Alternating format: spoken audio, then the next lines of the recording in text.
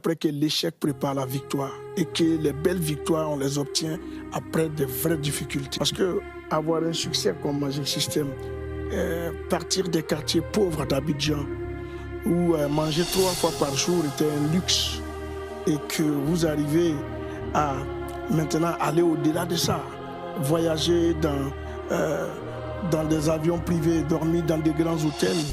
On dit entre le peu et le trop, il y a ce qu'on appelle la mesure. Si vous n'avez pas la mesure, vous risquez de perdre l'humilité.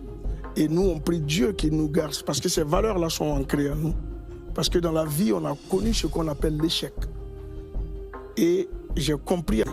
Et nous, on a toujours prié Dieu que ces valeurs-là restent. Et ce sont ces valeurs-là qui nous tiennent aujourd'hui. Est-ce que l'humilité, finalement, c'est pas ça le plus grand signe de réussite? Oui. C'est quand on est dans ces positions-là qu'on doit parler d'humilité.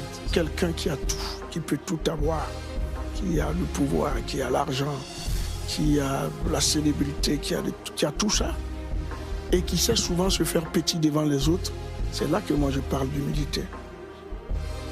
Parce que l'humilité, quand on n'a pas tout ça, on est souvent humble par défaut.